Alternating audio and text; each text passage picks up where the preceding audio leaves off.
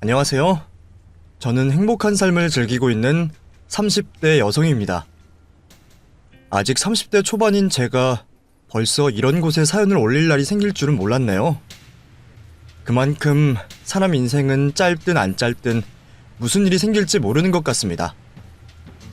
겨우 30대밖에 안 되는 저에게 원망, 분노, 감동 등 수많은 감정을 겪게 되었던 사연들이 있으니까요. 그래서 제 종합 세트 같은 사연들을 여러분들께 이야기해보려고 합니다. 책이라도 적어 제가 어떻게 살아왔는지 객관적인 입장에서 보고 싶었는데 그럴 능력이 되진 않아서 이렇게 애정하는 채널에 입을 빌려 이야기해보려고 해요. 그럼 못난 제 글솜씨지만 재미있게 전달해주시길 바라면서 시작해보겠습니다.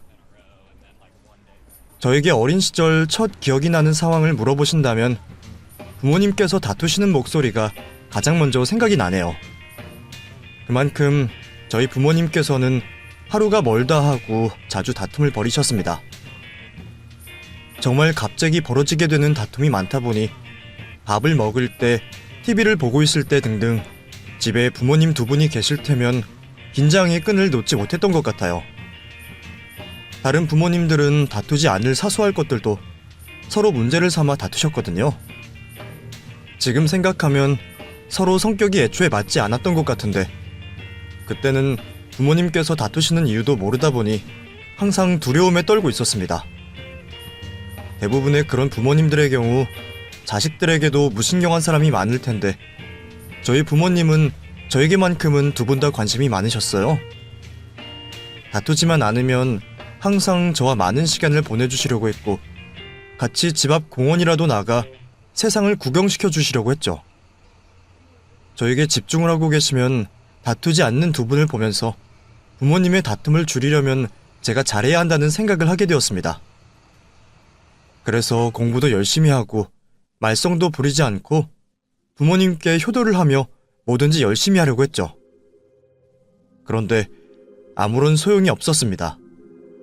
두 분 사이에 저라는 존재가 아주 잠시라도 없으면 다시 다툼을 벌이셨고 그 다툼들은 점점 극으로 치닫고 있었죠. 그러다 제 어린 시절 가장 큰 충격을 받게 된 일이 생기게 됩니다. 그날은 평소와 같이 6교시까지 중학교 수업을 다 듣고 친구들과 번화가로 가서 놀려고 했어요. 그런데 엄마가 학교 앞에 와 있는 겁니다. 그 모습에 무슨 일인가 했죠. 엄마, 무슨 일로 왔어? 우리 오늘 이사했어. 그래서 네가 집 못 찾아올까 싶어서 내가 너 데리러 왔지. 얼른 차에 타. 오늘은 친구들과 여기에서 헤어지고 우선 집으로 가자. 너희 정연이 친구들이지? 오늘 정연이가 아줌마랑 바로 집에 가봐야 해서 너희들 먼저 가렴.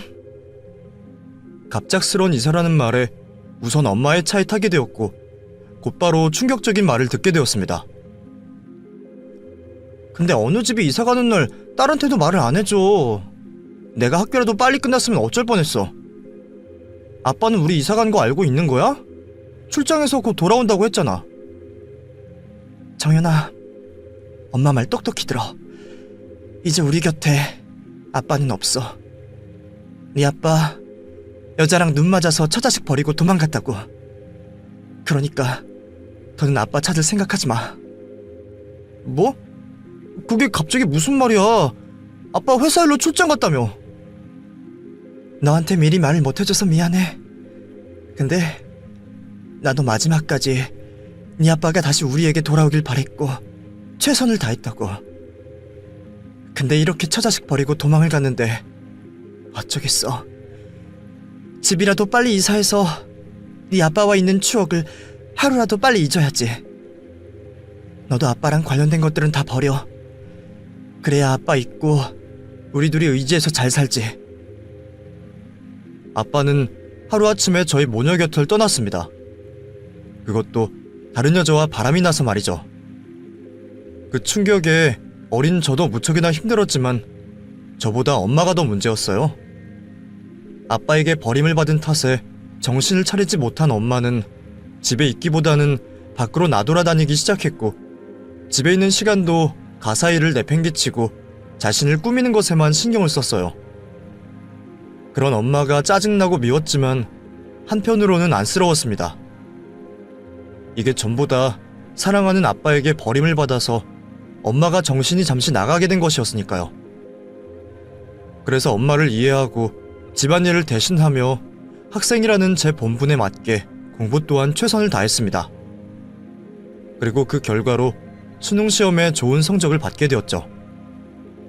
3지망까지 전부 원하는 대학에 붙긴 했지만 가장 원하던 대학은 저희 형편에 무리가 되었습니다. 사실 이때까지 부족한 형편 생활 속에 살았던 것은 아니었지만 정신을 차리지 못하시는 엄마에게 실망을 하신 외할아버지께서 1, 2년 전부터 지원을 끊으셨거든요. 그러다 보니 홀로 벌이를 하시는 엄마에게 제 4년 동안의 학비라는 부담감을 지게 할 수 없었습니다. 외할아버지께 부탁을 할 수도 있었지만 그것 또한 아빠와 떨어지고 나서 계속해서 저희에게 지원을 해주신 외할아버지께 부탁할 일은 아니라고 생각이 들었어요. 입학 신청일은 다가오고 어쩔 수 없이 외할아버지께 부탁을 드려야 하나 생각하던 차에 어떻게 제가 다니는 학교를 알았는지 아빠가 저를 찾아 학교 앞으로 왔어요.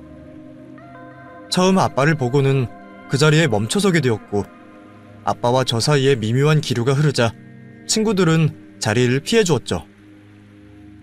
엄마가 연락을 했는지 아빠는 제가 등록금으로 고민을 하고 있다는 것을 알고 있었습니다. 그리고 자신이 그 등록금을 해결해 주겠다며 말을 했죠. 하지만 저는 그러한 아빠의 말들이 들리지 않았습니다.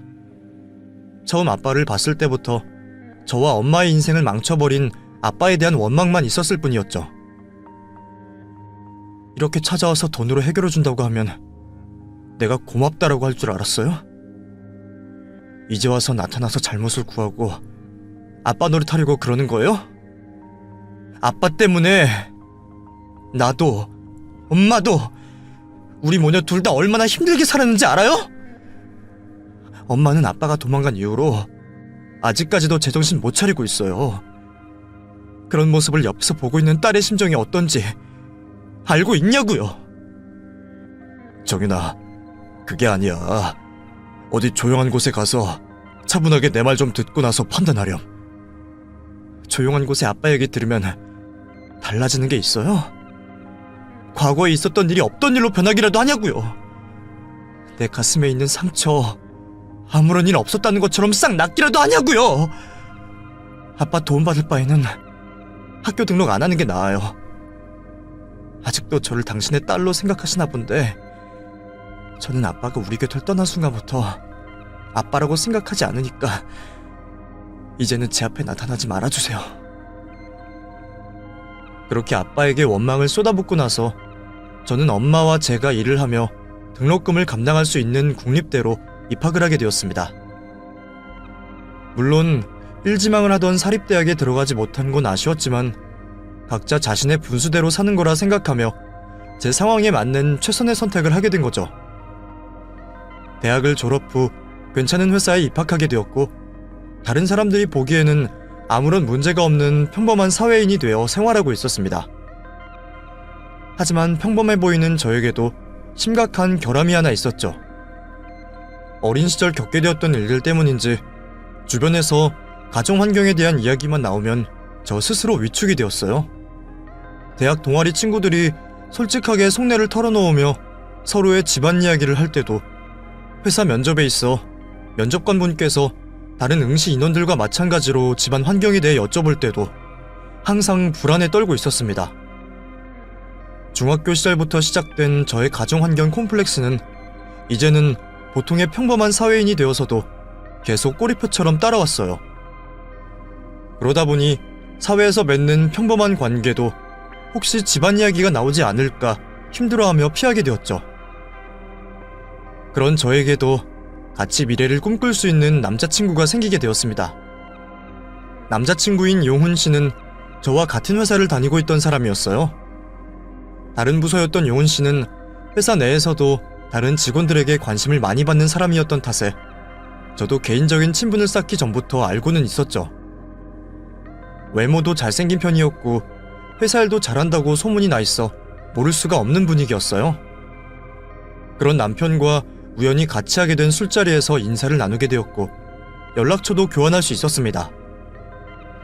하지만 단순히 유명인사인 직장 동료에 대한 관심이 있었지 이성적인 끌림이 처음부터 있었던 건 아니었기 때문에 연락처를 받고 나서도 따로 연락을 한 적은 없었어요. 오히려 저에게 관심을 표하고 먼저 연락을 주었던 건 남편이었죠. 같은 부서도 아니다 보니 따로 연락할 거리도 없었는데 남편은 지난 술자리에서 제가 말한 정보를 알려달라며 먼저 연락을 했고 정보를 저에게 받게 되어서 감사의 표시를 하겠다며 밥 먹는 자리를 만들었습니다. 저에게 관심을 표하는 남편이 싫진 않았고 그래서 굳이 자리를 빼지 않고 만나게 되었죠. 그렇게 사석에서 단둘이 만나게 된 남편은 묘한 매력이 있었습니다. 분명 저에 대한 관심은 표를 내는데 또 그런 모습에 비해 감정을 드러내지 않는 모습이었죠. 뭐랄까, 사람이 좀 무겁다고 해야 할까요? 하여튼 묘한 매력이 있는 남편과 즐거운 자리를 이어갈 수 있었고 그 이후에도 남편과 종종 그러한 시간을 보내게 되었죠. 그 당시 남편은 알면 알수록 매력이 있는 사람이었어요. 말이 많지 않아 차가워 보일 수도 있는데 겉모습과 다르게 마음이 따뜻한 사람이었고 정도 많았죠. 그런 남편의 모습에 저는 반하게 되었고 우리는 자연스럽게 연애를 하게 되었습니다. 연인이 된 남편을 더 많이 알게 되면서 가장 마음에 들었던 점이 있었어요. 바로 저와 정반대의 가정 환경이었죠. 남편은 무심하게 설명하곤 했지만 무척이나 가정적이고 행복한 가정에서 자란 듯 했습니다. 누군가의 생일이 되면 가족들뿐만 아니라 주위 친척들도 모여 다같이 축하를 해준다고 했고 휴가나 명절 연휴에는 다같이 여행도 자주 다닌다고 했어요. 시간이 맞으면 비슷한 연령들의 친척들과 보는 일은 평범한 일과였죠. 용훈 씨에게 듣는 그런 가정의 따뜻한 모습이 저는 너무 부러웠습니다. 어린 시절부터 어쩌면 지금까지 제가 바라고 있는 가정의 모습이었으니까요. 그런 모습 때문에 용훈 씨와 연애가 길어질수록 저도 제 옆에 많은 가족들이 있는 상상을 하며 행복한 미래를 꿈꿨던 것 같아요. 묘한 매력에 이끌려 하게 된 연애는 어느새 제 행복한 미래를 위해 결혼이라는 목표를 가진 수단이 되어가고 있었습니다. 하지만 그렇게 빠질 것 없는 용훈 씨와의 연애도 마냥 좋지만은 않았어요. 용훈 씨와 제가 성격이 안 맞는 부분이 있었거든요. 아니 어쩌면 용훈 씨의 성격을 맞춰줄 수 있는 사람이 있긴 한 건지 저는 잘 모르겠네요. 용훈 씨는 유독 사생활에 간섭을 하는 걸 싫어하는 성격이었어요. 물론 연인 관계라고 해도 너무 집요하거나 사적인 것들까지 간섭을 하면 안 되겠죠. 하지만 내 연인이 저와 떨어져 있는 시간에 누굴 만나고 무엇을 하는지 정도는 다들 물어보잖아요. 저도 딱 그 정도까지였습니다. 나 다음 주 주말에 친구 결혼식 있어서 예훈 씨랑 데이트 못할 것 같아. 친구가 울산에서 결혼을 하게 되었거든. 그래서 아침에 내려갔다가 오후 늦게 되어서야 올 것 같아. 그래? 다행이네. 안 그래도 나도 약속이 있어서 말하려던 참이었는데. 그래서 그날 역까지 데려다 주진 못하겠다. 괜찮지? 괜찮아. 친구 차 타고 가기로 했거든. 근데 용훈 씨는 토요일에 누구 보는데? 그냥 친구. 어떤 친구? 내가 봤던 사람이야? 아니야. 너가 못 본 친구야. 아, 그리고 내가 누구 친구라고 말하면 너가 알아? 아니, 나는 그냥 누구랑 만나서 뭐 하나 궁금해서 물어본 거지. 가끔 이런 일 있을 때마다 다음에는 없겠지 하고 넘어갔는데 이번에 확실하게 말해야겠다. 나 부모님이시든 내 여자친구든 내 사생활에 간섭하는 거 정말 싫어해. 특히 내가 나쁜 짓을 하는 것도 아닌데 꼬치꼬치 범인 취조하듯이 말하는 거 정말 싫어하고. 무슨 말을 그렇게까지 해? 내가 무슨 의심을 했다고. 남자친구가 누구 만났는지 정도는 물어볼 수도 있고 알아야 할 수도 있잖아. 그리고 솔직히 용훈 씨가 매번 친구들이 시시한 이야기나 하고 귀찮다고 하면서 매주 한 번씩은 친구 만나는 게 내 입장에서는 이상하다고 생각될 것 같지 않아? 그래서 만나는 친구가 어떤 친구인가 궁금하지 않겠어? 그러니까 네 말은 내가 딴짓이라도 하고 있다는 거야? 의심한단 소리지? 내가 지금 당장 만난다는 친구랑 통화 연결시켜줄까? 그러면 믿겠어? 내가 봤을 때 정연이 너 과거에 겪었던 일과 가정 환경 때문에 상대방에 대한 믿음이 없는 것 같아. 뭐? 무슨 말을 그렇게 해? 솔직히 아니라고 할 수 있어? 나는 너랑 다른 환경에서 자라서 그런지 모르겠지만 너가 친구 만난다고 하면 그냥 친구 만나는 거야. 설령 남자인 친구와 만난다고 해도 이상한 의심 따위 하질 않는다고. 어렸을 때부터 그런 신뢰와 믿음이 당연한 걸로 알고 배우며 자라왔으니까. 그런데 너는 그럴 수 있겠어? 지금 친구 만나고 오겠다는 걸로도 나를 의심하려고 하잖아. 너가 계속 나를 믿지 못한다면 우리 만나는 거 다시 생각해보자. 믿음과 신뢰, 용훈 씨는 그런 것들이 저에게 부족하다고 했습니다. 어린 시절 제 불우한 환경 때문에 말이죠. 그때는 그 말이 맞다고 느껴졌어요. 불우한 어린 시절이라는 제 콤플렉스 때문에 더더욱 용훈 씨의 말을 믿었던 거겠죠. 그래서 모두 제 잘못이라 생각했고 더 나은 삶을 위해 제가 참아야 하는 줄 알았습니다. 궁금한 것이 있어도 용훈 씨의 사생활이라고 느껴지면 아무런 말도 하지 않았고 이전과 같이 용훈 씨가 제가 모르는 사람과 함께 시간을 보내고 있어 불안감이 들 때도 억지로 견디게 되었죠. 그렇게 지내다 보니 우리는 어느새 3년이라는 시간 동안 사귀고 있었고 자연스럽게 양쪽 집안에서도 결혼 이야기가 나왔습니다.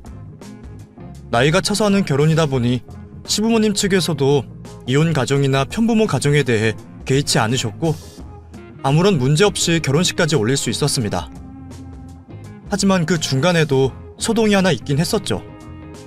제 결혼식이 결정되고 한창 결혼 준비로 바쁘게 지내고 있을 때였어요. 제 결혼 소식을 지인을 통해 알게 되셨는지 아빠가 이번에도 저를 찾아오셨죠. 그런데 시간이 그만큼이나 지났고 곧 저도 누군가의 부모가 될 상황에서도 저는 아빠에 대한 원망이 다 풀리지 않았었나 봅니다. 저를 보러 집 앞까지 찾아오셨다는 아빠와의 만남을 거절하게 되었죠. 그렇게 찜찜함을 남기고 용훈 씨와 결혼을 준비하고 있었는데 같이 모든 걸 공유해야 하는 예비 부부 사이에 이번에도 남편은 개인적인 일이라며 제가 관심을 가지는 걸 보고 간섭이라 매도를 하더군요. 곧 결혼식을 앞둔 사이에 왜 이러나 싶었지만 전에 남편이 말한 것 때문에 그런 일이 있을 때마다 저 혼자 화를 사귀며 소가리를 하게 되었습니다.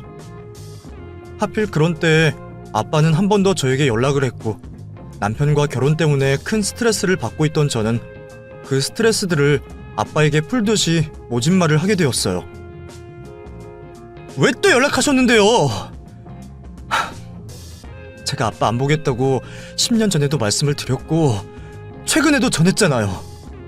왜 도대체 저를 가만히 두지 못하셔서 난리예요? 정연아, 그게 아니야. 네가 결혼을 한다고 하니 지금 외에는 우리 부녀가 오해를 풀 기회가 없을 것 같아서 내가 만나자고 한 거다. 그리고 하나 있는 딸 결혼하는데 아빠로서 뭐라도 해주고 싶지 않겠니? 왜 이렇게 흥분했는지 모르겠지만 흥분을 좀 가라앉히고 나랑 만나자. 꼭 오늘이 아니어도 돼. 너가 마음이 좀 진정되고 편안한 날 말해주면 내가 네 시간에 맞춰서 가마. 이제 와서요? 이렇게 저 위하는 척 하실 거였으면 애초에 우리 곁을 떠나지 말았어야죠. 제가 다른 사람들에게 웃고 밝게 지내도 속은 얼마나 썩어 문드러진 줄 아세요? 이게 다 누구 때문인데요? 아빠가 그런 짓들만 안 했어도, 아니, 엄마와 저에게 최소한의 예의를 지켜서 떠난다고 말만 해줬더라도 이렇게 속이 썩어 있진 않을 거예요. 아빠가 떠난 날 우리 사이는 끝난 거예요. 제발 하나 있는 딸 그렇게도 아끼신다면 더는 제 인생에 나타나지 말아주세요. 저 지금 결혼하는 사람과 정말 행복하고 싶어요. 괜히 아빠 때문에 겨우 균형 잡고 있는 제 행복한 삶 망치기 싫다고요. 제발 하나 있는 딸 아빠 만나서 부정타기 하지 마세요. 그리고 정말 마지막으로 더는 제 삶에서 나가주세요. 정연아. 더 모질게 이야기해야만 아빠가 제 곁에서 떨어질 거라고 생각했고, 저는 그날 오랫동안 전화기를 붙잡고 아빠에게 지금까지 쌓여있던 원망과 스트레스를 모두 쏟아부었습니다. 그 통화 후 아빠는 저에게 어떠한 연락도 하지 않으셨고, 저는 남편과 결혼식을 올리게 되었죠. 이후 시간이 흘러 아직 신혼이긴 했지만 남편의 개인주의적 성격 때문에 우린 다른 신혼부부들처럼 뜨겁진 못했고, 마치 10몇 년은 같이 살았던 부부처럼 우리 사이는 미지근했습니다. 제가 남편에게 애정을 갈구할 때마다 남편은 항상 사랑한다 말은 해주었지만 언제나 제게 무신경한 모습을 보였어요. 남편은 결혼을 하고서도 가정과 아내인 저보다 회사 일과 개인적인 일을 중요시했습니다. 이번에도 또 애정결핍과 불우한 환경으로 믿음이 부족해서라는 말을 듣기 싫어 참았지만 이건 아니다 싶어서 몇 차례 말을 꺼내기도 했죠. 자기야, 우리 다음 주에 금요일부터 쉬는 날인데 주말에 어디 짧게라도 여행 다녀올까? 다음 주? 안 돼. 나 친구들이랑 토요일에 약속 있어. 그 친구들 이번 주에도 보는 거 아니야? 엄청 중요한 약속도 아닌 것 같은데 미리 못 가겠다고 말하고 나랑 여행 갈 수 있잖아. 이미 선약으로 잡아놓는 걸 어떻게 취소를 해? 그러면 당신이 미리 말을 했어야지. 그리고 내가 갑자기 생기는 스케줄 싫어하는 거 알잖아. 여행 가려면 숙소 예약이며 동선이며 기억할 게 얼마나 많은데 이렇게 즉흥적으로 하면 어떡해? 온 2주나 남은 시점에 여행 가자는 말도 못해? 우리가 아직까지 연인 관계야? 부부가 시간 맞으면 즉흥적으로 여행 정도는 갈 수 있잖아. 그리고 당신 매번 회사 일이다 선약이다 해서 나랑 같이 시간 보내주기라도 해? 이럴 거면 나랑 결혼은 왜 했는데? 잠자고 밥 해주고 빨래 해줄 사람 필요해서 나랑 결혼한 거야? 내가 원래 그런 사람이라는 걸 모르고 결혼한 것도 아니잖아. 그리고 회사 일이 먼저가 아니면 우리 굶어줄게? 당신 혼자 우리 대출, 생활비, 저축까지 다 책임질 수 있겠어? 아무리 어린 시절에 어리광 부릴 사람이 없어서 지금 나한테 이런다고 해도 우리 앞날을 생각하고 말을 해야지. 알았어. 제발 그 얘기 좀 가지고 와서 갖다 붙이지 마. 다음 주 당신 원래 계획대로 친구들 만나. 나도 알아서 쉴 테니까.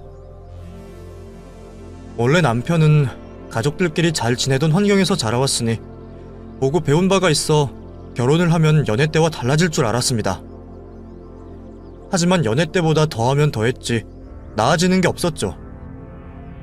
오히려 한 집에 살면서 남처럼 행동하는 남편 때문에 연애 시절보다 더 힘들었습니다.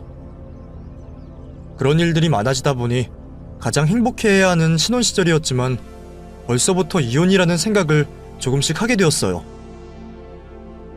하지만 저 스스로 이혼 가정 출신이라는 아픔을 가지고 있었기에 매번 머릿속에 드는 생각을 부정하면서 어떠한 일이 있어도 이혼만은 하지 않겠다고 생각을 하고 있었죠.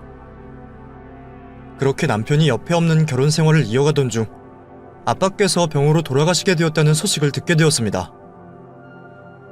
한 번도 상상해본 적 없었던 일이기도 했고 마지막으로 아빠에게 독하고 모질겠던 말이 생각나 울음이 터지고 말았죠. 이렇게 갑자기 세상을 떠나시게 될 줄 알았더라면 좋은 말은 하지 못하더라도 아빠의 가슴에 상처가 될 말까지는 하지 말았어야 했다는 죄책감이 들었어요. 제 가슴을 누르고 있는 죄책감으로 힘들어하고 있던 저는 다른 사람들 몰래 아빠가 있는 장례식장으로 가게 되었습니다. 제가 지금까지 한 행동들이 있었기에 당당하게 남은 유가족들 앞에 나설 순 없었어요. 그래서 아빠의 장례식을 치르고 있는 빈소에는 들어가지 못한 채 복도에서 아빠의 영정사진을 보며 저홀로 슬퍼하고 있었죠. 한참 동안 사람들이 바쁘게 다니는 복도에서 울고 있는데 누군가가 저를 돌려세웠습니다. 저 혹시 김정현 씨 맞으시죠? 네? 네. 나 정현 씨 친부의 현재 아내 되는 사람이에요. 남편한테 이야기를 많이 들었는데 이렇게 직접 얼굴은 처음 보게 되었네요. 좋은 일로 서로 먼저 만났으면 좋았을 텐데 그이는 혼자 뭐가 그렇게 바쁘다고 먼저 이 좋은 세상 떠난 건지. 여기 있지 말고 안으로 들어가요. 아닙니다. 제가 무슨 염치가 있다고. 그러지 말아요. 마지막 가는 길에 딸 얼굴도 못 보고 가면 아빠가 얼마나 속상하겠어요. 끔찍이도 생각하던 딸인데. 인사도 올리고 마지막으로 아빠께 하고 싶은 말도 충분히 해요.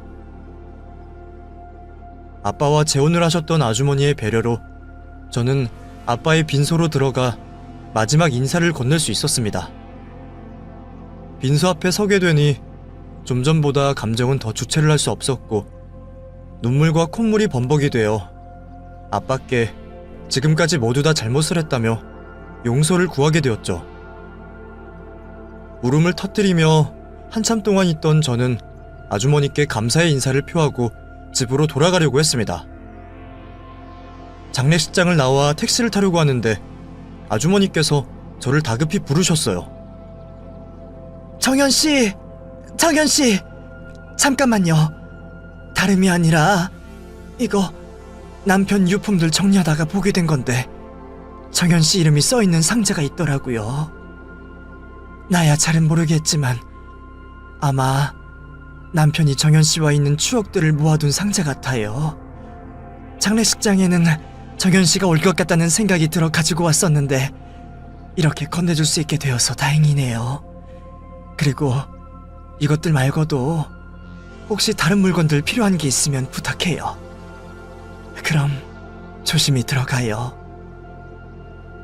감사합니다, 아주머니. 차마 상자를 그곳에서 열어볼 수 없었어요. 겨우 진정된 마음이었는데 아빠가 저에게 남긴 상자한 물건들을 보게 되면 다시 걷잡을 수 없이 감정이 요동칠 것 같았습니다. 그렇게 북받쳐 오르는 감정을 겨우 누르며 집으로 돌아왔고 아무도 없는 집안 방 한켠에서 아빠가 저에게 남긴 상자를 열어보게 되었죠. 그곳에는 어린 시절 제가 아빠와 찍었던 사진들과 함께 제 옷가지들과 아빠에게 쓴 편지들이 있었습니다. 그리고 아빠가 써온 듯한 일기장도 발견하게 되었죠. 엄마를 만나기 전부터의 일들이 적혀져 있던 일기는 엄마를 만나고 두 분 사이에서 제가 태어나고 어떻게 자라고 있는지 모두 적혀져 있었어요. 그리고 부모님 두 분께서 왜 이혼을 하시게 된 건지도 적혀져 있었죠. 그 단락을 읽게 되는 순간 저는 손에 쥐고 있던 일기장을 가슴에 묻고 오열할 수밖에 없었습니다. 지금까지 아빠를 처자식을 버린 무정한 가장으로 생각하고 있었는데 그 모든 게 다 제 오해였습니다. 엄마가 꾸며낸 거짓들이었죠. 가정을 흔들고 돌이킬 수 없는 선택을 했던 사람은 아빠가 아니라 엄마였습니다. 오히려 제 기억과 달리 아빠는 가정을 지키기 위해 노력을 하셨던 분이었죠. 결혼하신 부모님께서는 성격이 맞지 않다는 걸 결혼 초기에 알게 되었지만 시간이 모든 걸 해결해 주리라 생각하셨던 것 같아요. 그래서 두 분 사이에 저도 태어나고 결혼 생활도 유지하셨던 거죠. 그런데 제 기억이 시작되었을 무렵부터 두 분은 절대로 가까워질 수 없는 사이라는 걸 알게 되신 듯합니다. 처음 사소한 것으로 생겼던 갈등이 점차 심각해지며 서로의 모든 것에 불만을 표하기 시작했고 제 기억처럼 두 분께서는 매일같이 다툼을 하시게 된 겁니다. 물론 아빠는 저를 위해서라도 엄마와 화해를 하고 싶으셨지만 엄마는 그런 아빠의 손길마저 거부하셨다고 해요. 그러다 아빠가 외도를 하고 있는 엄마를 발견하게 된 거죠. 그날부터 아빠는 엄마에게 모든 걸 용서할 테니 외도를 그만두라 한 듯합니다. 하지만 엄마는 되려 이렇게 알게 된 거 더 이상 무의미한 결혼 생활을 유지할 수 없다며 이혼을 요구했다고 해요. 어린 제가 걱정이 되셨던 아빠는 이혼을 거부하셨고 그날 이후로 이혼을 하자는 엄마와 반대를 하는 아빠의 갈등이 시작된 거죠.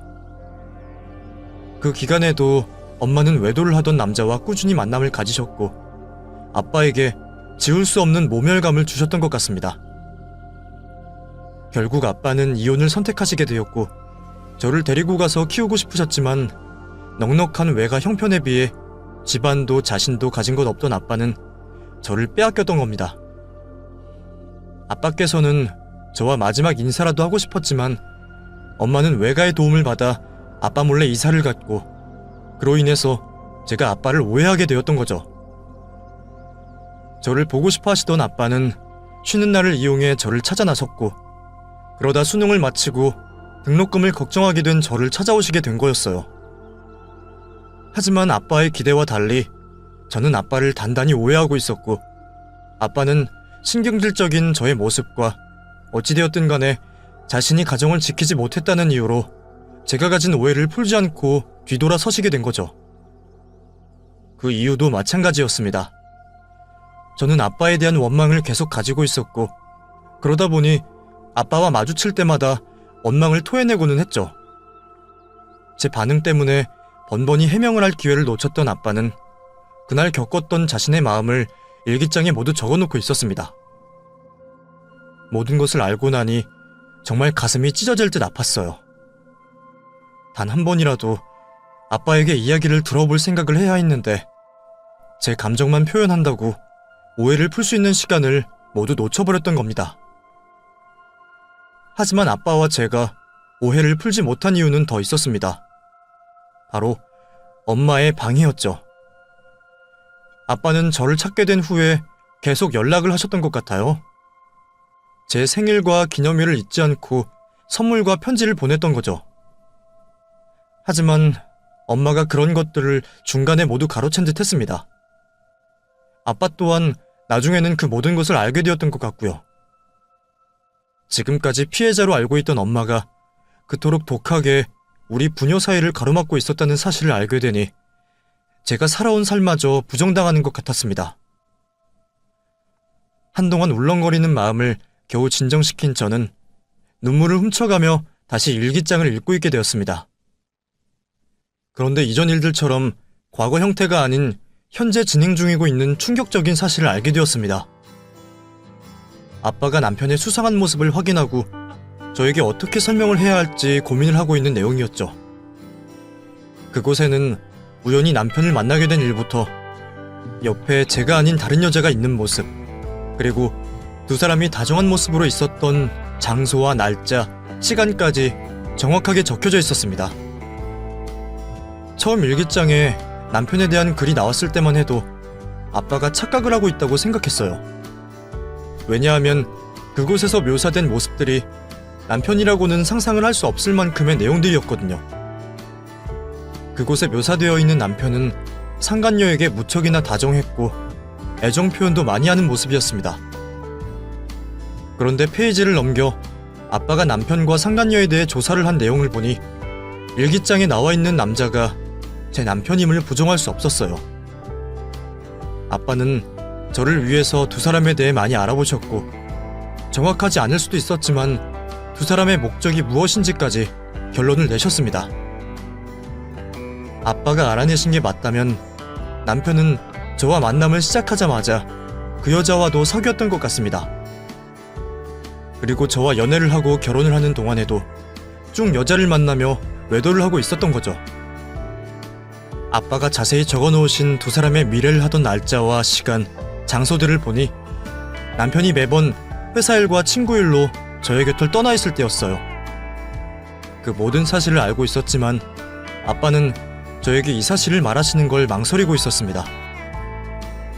자신이 하는 말을 딸이 거짓이라 생각할 수도 있었고 어린 시절 부모의 이혼으로 큰 상처가 있는 저에게 남편의 외도는 받아들이기 힘든 충격으로 다가올까봐 걱정을 하고 계셨던 거죠. 제 걱정으로 고뇌하는 글만 일기장 몇 페이지가 적혀 있었고 저는 그 글을 모두 읽으며 아빠가 얼마나 저를 위하셨는지 알 수 있었습니다.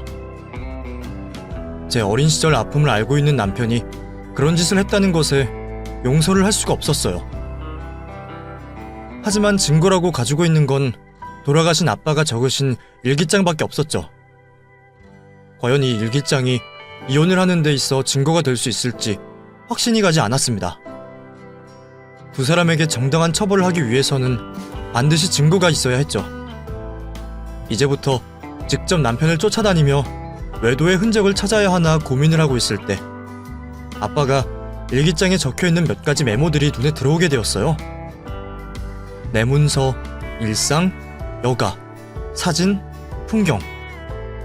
이 단어들이 과연 무엇을 뜻하는지 한참 동안 생각하게 되었죠. 분명 남편의 외도가 적혀져 있는 일기장 단락에 맨 마지막에 있는 걸 보니 아무런 의미가 없는 단어는 아닌 듯 했습니다. 그러다 이 모든 단어들이 컴퓨터 안에 폴더명일 수도 있겠다라는 생각을 하게 되었죠. 지금 바로 아빠의 컴퓨터를 열어보고 싶었지만 상을 치르고 있는 아주머니에게 당장 요구할 수는 없었습니다. 저만큼이나 아주머니께서도 아빠를 잃어 힘들어하시고 있었을 테니 말이죠. 그래서 아빠의 장례를 마칠 때까지 기다리게 되었고 장지에 따라가 모든 장례를 마치고 나서 아주머니에게 상황을 설명하고 부탁을 하게 되었습니다. 아주머니께서는 흔쾌히 아빠의 컴퓨터를 사용할 수 있게 해주셨고 제 예상과 같이 아빠가 적어놓은 폴더 안에서 남편이 상간녀와 외도를 하고 있는 사진을 확인할 수 있었습니다. 결혼 후 남편이 한 의심스러운 행동들과 아빠께서 일기장에 써놓으신 내용들을 먼저 알고 있던 이유로 사진을 확인하고도 그렇게 놀라진 않았습니다. 오히려 남편에게 당당하게 내밀 수 있는 증거들을 확보하게 되어 마음이 놓였죠. 곧바로 저는 친구들과 만나고 돌아왔다며 제게 천연덕스럽게 거짓말을 하고 있는 남편에게 사진을 보여주며 이혼을 요구했습니다. 당신이 지금까지 가정을 위해서 야근을 하고 원칙주의자인 척 깰 수 없는 선약을 하며 만나온 사람이 이 여자야? 겨우 이 여자 만나려고 처음부터 지금까지 나한테 거짓말을 해온 거니? 당신 뭐야? 어떻게 당신이 이런 사진들 가지고 있어? 설마 당신 다 알면서 계속 내 옆에 붙어 있었던 거야? 내가 미쳤어? 이렇게 추잡한 짓 하고 있는 줄 알았으면 진작에 당신이랑 갈라섰지. 그런데 지금 이 상황에서도 잘못했다는 말은 나오지 않나 봐? 하기야, 나도 당신과 쓸모없는 감정 싸움하고 싶지 않아. 당신처럼 벌레만도 못한 사람이랑 무슨 말이 통하겠어. 여기 내 이혼 조건이야. 여기에서 하나도 뺄 생각하지 마. 안 그러면 나도 이혼 소송으로 당신네 집안 여기저기를 모두 들쑤셔 놓을 테니까. 뭐? 너가 이렇게 한다고 내가 겁이라도 먹을 줄 알아? 이봐, 말길 못 알아듣는 거 보니까 벌레 새끼 맞네. 내가 벌레 같은 당신에게 겁먹으라고 했어? 이 요구 조건 그대로 해야 합의 이혼 해준다고 했지. 저기 대충 짐 싸놨으니까 이 집에서 나가. 당신이 죄인이니까 당신이 나가야지. 제가 한 말처럼 남편에게 심한 감정 소비를 해봤자 제 목만 아프고 혈압만 높아질 뿐이었어요. 물론 생각보다 더 뻔뻔한 남편의 모습에 욱하기도 했지만 제 목적은 최대한 빠르게 그리고 최대한 많은 금전적인 피해를 남편에게 입히고 이 쓰레기 같은 남자와 헤어지는 거였습니다. 남편은 처음 보는 제 위압적인 모습에 당황하여 꼬리를 내리긴 했지만 이내 재정비를 마치고 나서 제 이혼 요구 조건이 너무 무리한 요구라며 못 들어주겠다고 하더군요. 어차피 저에게는 그 정도 남편의 반응까지 예상하고 있었습니다. 저와 결혼을 하고도 뻔뻔하게 상간녀와 만남을 이어가고 있었는데 손해를 조금이라도 보려고 할까요? 하지만 저에겐 믿는 구석이 있었습니다. 바로 남편의 집안을 압박하기로 한 거죠. 남편에게서 제 이혼 조건을 해줄 수 없다는 말을 듣자마자 저는 시아버지 되는 분에게 전화를 하여 제가 알고 있는 모든 사실들과 증거를 가지고 있다는 말을 하게 되었죠. 거기다 저와 이혼 조건에 대해서 실랑이를 벌이던 남편이 자신 스스로 외도를 인정한 부분과 뻔뻔하게 억지를 부리며 저에게 악담을 쏟아부은 내용들까지 추가로 녹음된 증거들도 들려드렸습니다. 이 내용들이 잘못하다 노출되기라도 하면 아버님 입장에서는 골치가 아플 수 있는 일이었기에 먼저 저에게 미안하다는 사과를 하시더군요.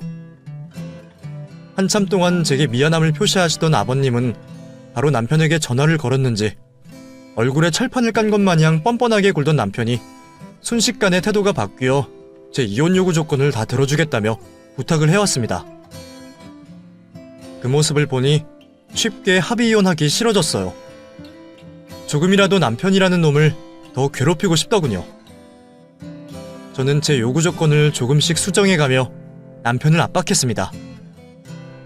자신을 놀리는 듯한 조건을 들으면서 아버님 때문에 억지로 참고 있는 남편의 모습이 볼만했어요. 결국 저는 남편에게 요구했던 조건보다 더 많은 금액의 합의금을 받게 되었죠. 그리고 뒤도 돌아보지 않고 남편을 돌아섰습니다. 남편과 이혼 이후 절대 과거에 매달려 후회하거나 아쉬워하지 않겠다고 아빠의 일기장 마지막 단락을 보고 다짐을 하게 되었거든요. 아빠는 제가 앞으로 무슨 일이 있든 행복하기만을 바라셨습니다.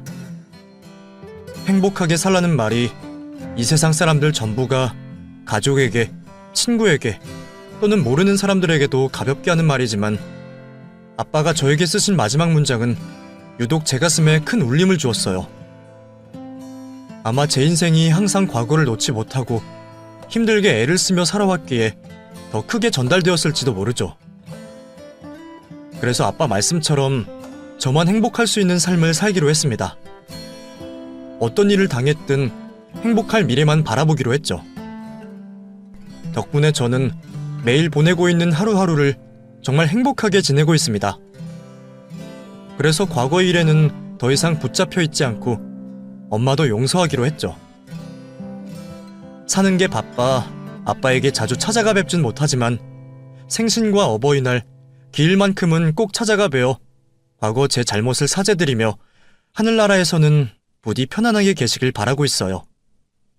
그리고 언제가 될지 모르겠지만 아빠 말씀처럼 행복하게 살다 세상을 떠나게 되는 날 아빠와 다시 꼭 만나기를 바라고 있죠. 제 이야기는 여기서 마무리가 됩니다. 앞으로 제 인생에 다른 사연이 있을 수도 있겠지만 그때는 오늘과 같이 안 좋은 이야기들보다 밝고 행복한 이야기를 전할 수 있도록 살아가겠습니다. 그럼 감사합니다.